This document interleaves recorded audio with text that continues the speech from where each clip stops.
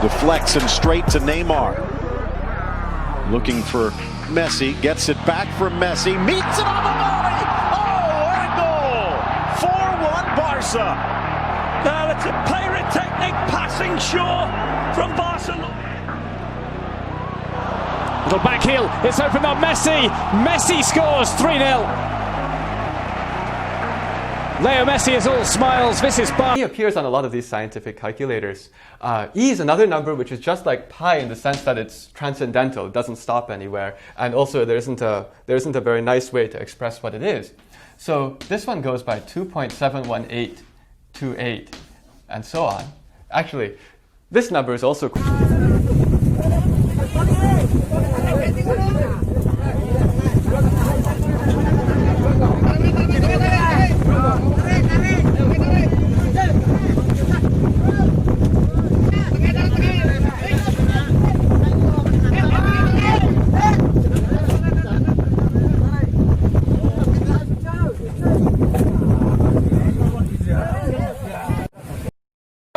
Si Gaby, Chelsea, tasnya langsung bawa masukin tenda.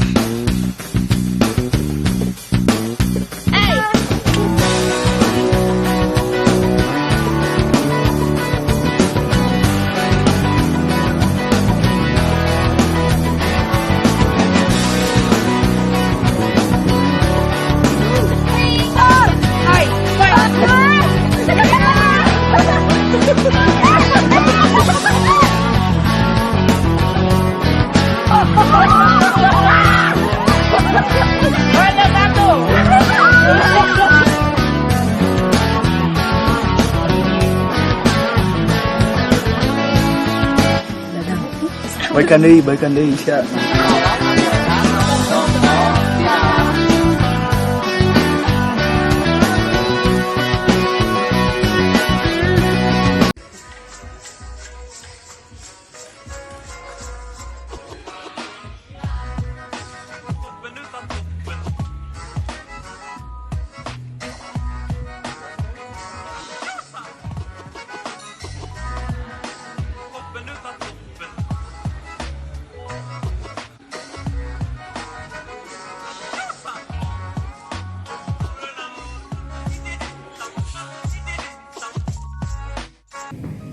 Selamat pagi Bapak, Ibu, dan kaum muda sekalian.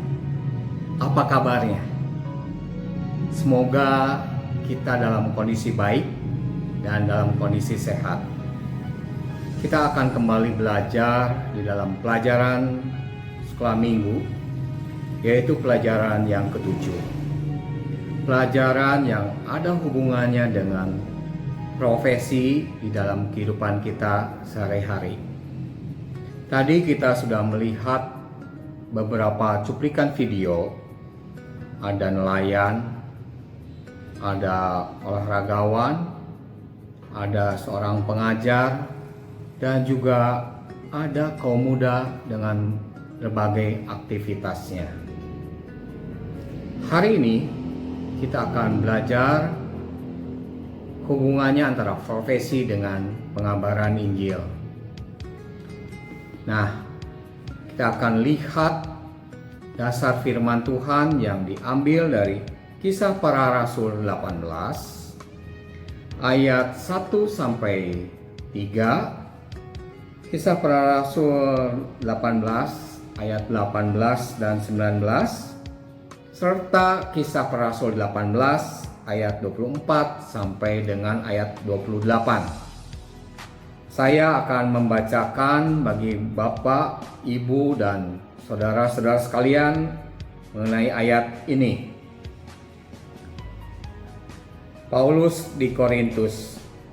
Kemudian Paulus meninggalkan Athena lalu pergi ke Korintus. Di Korintus ia berjumpa dengan seorang Yahudi bernama Aquila. Ia berasal dari Pontus. Ia baru datang dari Italia dengan Priscilla, istrinya. Karena Kaisar Claudius telah memerintahkan supaya semua orang Yahudi meninggalkan Roma. Paulus singgah ke rumah mereka. Dan karena mereka melakukan pekerjaan yang sama, ia tinggal bersama-sama dengan mereka. Mereka bekerja bersama-sama karena mereka sama-sama tukang kemah. Ayat 18 dan 19. Paulus tinggal beberapa hari lagi di Korintus, lalu ia minta diri kepada saudara-saudara di situ untuk berlayar ke Syria. Sesudah ia mencukur rambutnya di Kengkrea karena ia telah bernasar, Priscilla dan Aquila menyertai dia. Lalu sampailah mereka di Efesus. Paulus meninggalkan Priscilla dan Aquila di situ. Ia sendiri masuk ke rumah ibadat dan berbicara dengan orang-orang Yahudi. Ayat 24 sampai 28. Sementara itu datanglah ke Efesus seorang Yahudi bernama Apolos yang berasal dari Alexandria. Ia seorang yang fasih berbicara dan sangat mahir dalam soal-soal kitab suci. Ia telah menerima pengajaran dalam jalan Tuhan. Dengan bersemangat, ia berbicara dan dengan teliti ia mengajar tentang Yesus. Tetapi ia hanya mengetahui baptisan Yohanes. Lalu ia mulai mengajar dengan berani di rumah ibadat. Tetapi setelah Priscilla dan Aquila mendengarnya, mereka membawa dia ke rumah mereka dan dengan teliti menjelaskan kepadanya jalan Allah. Karena Apolos ingin menyeberang ke Akhaya, saudara-saudara di Efesus mengirim surat kepada murid-murid di situ, supaya mereka menyambut dia. Setibanya di Akhaya, maka ia oleh kasih karunia Allah menjadi seorang yang sangat berguna bagi orang-orang yang percaya. Sebab dengan tak jemu-jemunya ia membantah orang-orang Yahudi di muka umum dan membuktikan dari kitab suci bahwa Yesus adalah Mesias. Arti profesi secara kamus adalah pekerjaan yang membutuhkan pelatihan dan penguasaan terhadap suatu pengetahuan yang khusus. Biasanya profesi itu ada asosiasinya, ada perkumpulannya. Contoh profesi kesehatan, yaitu asosiasi kesehatan seperti IDI, Ikatan Dokter Indonesia, ataupun asosiasi-asosiasi yang lainnya. Namun saat ini kita belajar bukan arti profesi sekaku yang di kamus. Profesi di sini adalah aktivitas pekerjaan yang sering kita lakukan. Aktivitas atau pekerjaan kehidupan kita sehari-hari. Seperti di dalam cuplikan video yang tadi. Ada nelayan, ada seorang guru, dan juga mungkin ada seorang ibu rumah tangga. Nah, semuanya ini ada hubungannya dengan pengabaran Injil. Sebelum kita kupas lebih jauh, kita akan berdoa terlebih dahulu. Ya Tuhan Yesus, terima kasih untuk kehidupan kami. Terima kasih untuk kesempatan yang telah Kau berikan pada diri kami untuk menikmati hidup. Terima kasih untuk pemeliharaan Engkau hari demi hari, kesehatan, apa yang kami perlukan, makanan, minuman, tempat perlindungan, dan hal-hal lain ya Tuhan yang kami alami. Saat ini kami akan belajar tentang bagaimana memanfaatkan profesi kami untuk pengabaran Injil. Tolonglah ya Tuhan Yesus supaya kami mengerti apa yang kami pelajari. Hanya dalam nama Tuhan Yesus Kristus kami alaskan doa ini. Amin.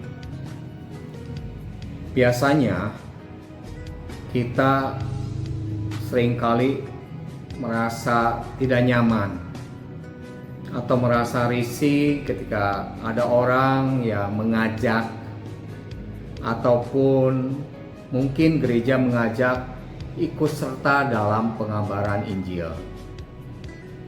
Kita harus menepis bahwa pengabaran Injil itu bukan untuk sekelompok orang saja, pengabaran Injil itu bukan sebatas pada aktivitas gembala sidang, untuk pendeta saja, untuk para diakon, atau para penatua, ataupun petugas yang lainnya.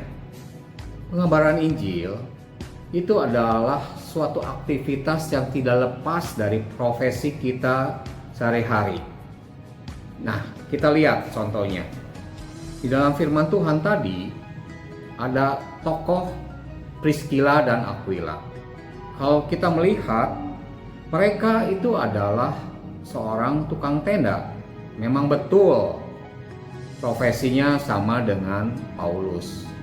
Kalau Paulus, dia khusus, dia seorang rasul dengan latar belakang seorang pembuat tenda. Tapi Priscilla dan Aquila, mereka benar-benar murni punya profesi sebagai tukang tenda. Kita lihat bagaimana Priscilla dan Aquila mau dengan sepenuh hati menyokong Paulus melalui profesinya. Nah, bagaimana dengan kita sebagai anggota jemaat Gereja Baptis Bait Lahim? Apakah kita masih punya pemikiran bahwa pengabaran Injil itu hanya untuk pendeta saja, untuk panitia pengabaran Injil, untuk para diakon atau penatua yang lain? Melalui pelajaran hari ini kita dibukakan. Kita harus menepis jauh-jauh bahwa pengabaran Injil itu adalah bagian hidup dari semua anggota Gereja Baptis Indonesia Bait Lahim. Bila ada seseorang sebagai profesi pengajar, bisa dimanfaatkan semaksimal mungkin untuk menyokong pengabaran Injil. Apabila ada seorang mungkin dia pekerja, bisa dimanfaatkan pekerjaannya untuk menyokong pengabaran Injil. Atau seorang ibu rumah tangga, dia bisa menyokong pengabaran Injil melalui profesi dia sebagai ibu rumah tangga. Atau sebagai kaum muda dengan segala aktivitasnya, bisa menyokong juga dengan sungguh-sungguh melalui profesinya pengabaran Injil di gereja. Jadi tidak ada kata bahwa pengabaran Injil adalah tanggung jawab pendeta, gembala sidang, para diakon maupun penatua. Pengabaran Injil adalah bagian hidup dari semua anggota Gereja Baptis Indonesia Bait Lahim. Nah, selanjutnya kita akan melihat bagaimana kendala dari pengabaran Injil, yaitu kita seringkali minder, seringkali minder untuk bisa menyokong pengabaran Injil karena profesi kita.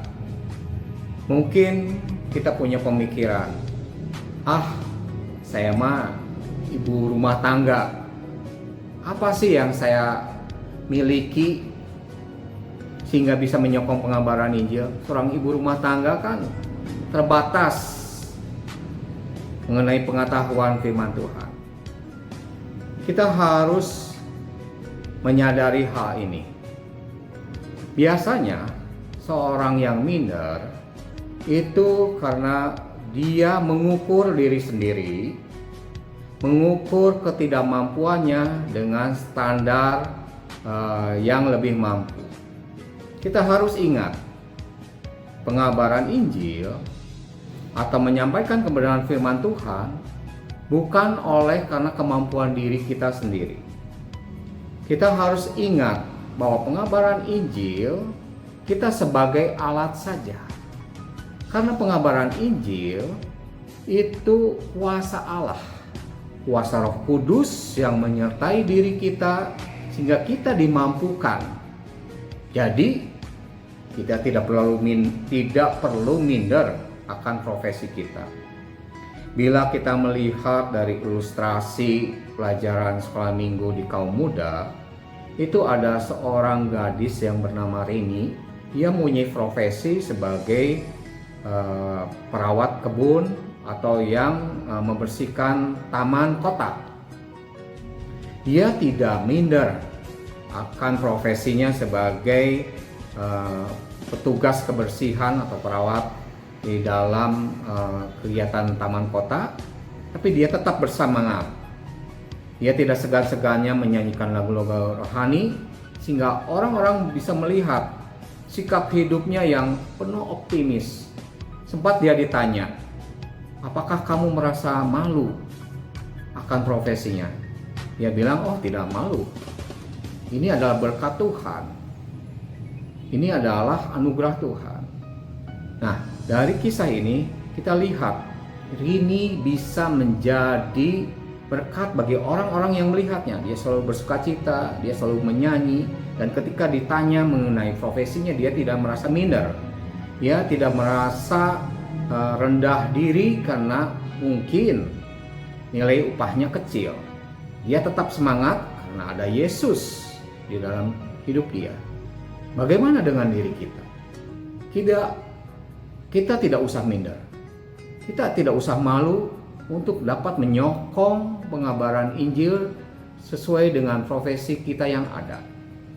Karena Tuhan akan melengkapi diri kita melalui hal-hal yang sungguh mencengangkan. Apabila kita melihat firman Tuhan di sini, ada tokoh yang bernama Apolos.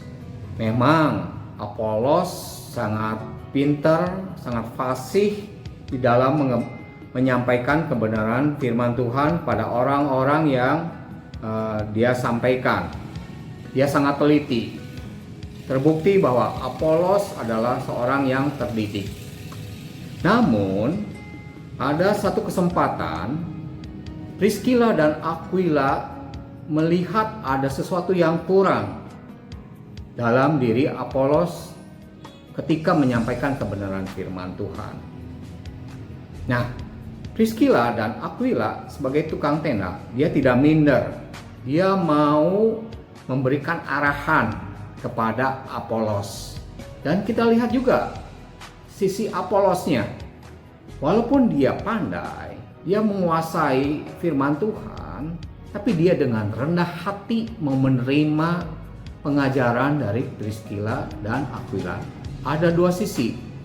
Sisi pertama bahwa Aquila dan Priscilla, walaupun dia seorang pembuat tenda, mau menyampaikan kebenaran firman Tuhan dengan tepat. Sisi yang lain, Apolos, dia mau dengan rendah hati menerima pengajaran dari Priscilla maupun Aquila. Nah, inilah bentuk kerjasama. Nah, bagaimana dengan anggota Gereja Baptis Indonesia Bait Lahir? Kita tidak perlu merasa minder dengan profesi kita masing-masing. Kita bisa membantu pendeta, membantu gembala sidang, para diakon, ataupun juga para penutua gereja untuk dapat kerjasama menyampaikan kebenaran firman Tuhan, untuk dapat mengabarkan Injil dengan penuh semangat. Yang terakhir, kita lihat bagaimana Priscilla dan Aquila melalui hal yang sederhana bisa membentuk ataupun juga bisa menyokong pengabaran Injil dengan hal yang mengherankan.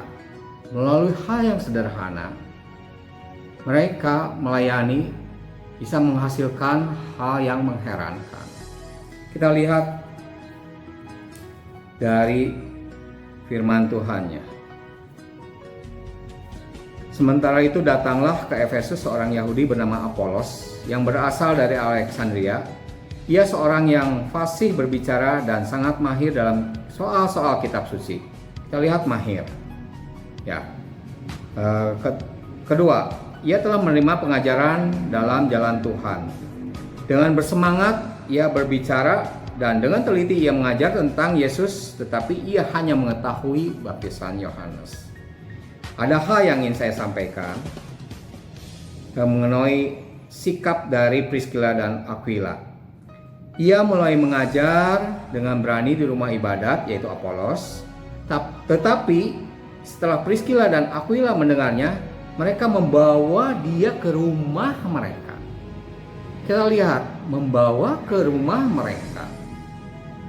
Rumah adalah komunitas yang kecil. Kita lihat bahwa melalui rumah ini Aquila bisa menolong Apolos untuk lebih baik lagi di dalam pengertian akan firman Tuhan. Di Indonesia, di Gereja Indonesia Baptis Bait Lahim sama. Pengabaran Injil bisa akan berkembang, bisa akan lebih kuat lagi bila anggota gereja di dalam kehidupan di rumahnya itu ditumbuh kembangkan pembelajaran firman Tuhan. Dan kita lihat hasilnya dari Priscilla dan Aquila. Ayat selanjutnya, ayat 27. Karena Apolos ingin menyeberang ke Akhaya, saudara-saudara di Efesus mengirim surat kepada murid-murid di situ supaya mereka menyambut dia. Ini hasil dari bagaimana Priscilla dan Aquila berdiskusi firman Tuhan, belajar firman Tuhan di dalam lingkup yang kecil, berkembang kepada lingkup yang besar, yaitu di Efesus. Ya, kita lihat ayat 28. Sebab dengan tak jemu-jemunya ia membantah orang-orang Yahudi di muka umum dan membuktikan dari kitab suci bahwa Yesus adalah Mesias. Dalam lingkup yang kecil bertumbuh pada lingkup yang lebih luas mengenai pembelajaran firman Tuhan. Jadi, pengabaran Injil akan disokong kuat apabila keluarga-keluarga orang-orang percaya, terutama keluarga-keluarga anggota Gereja Baptis Indonesia Bait Lahim, di dalam pembelajaran firman Tuhan. Kita lihat ada beberapa kelompok kecil yang sudah jalan, namun mungkin dalam kondisi sekarang agak terhambat, yaitu kelompok-kelompok kecil yang telah dijalankan oleh beberapa keluarga di beberapa wilayah. Ini adalah contoh yang baik. Kesimpulannya untuk pelajaran hari ini, pertama, gunakanlah profesi yang kita miliki untuk menyokong gereja di dalam mengabarkan Injil. Kedua, kita jangan minder dengan profesi yang kita miliki. Kita sokong gereja melalui apa yang kita punyai. Yang ketiga, pengabaran Injil akan bertumbuh dengan baik apabila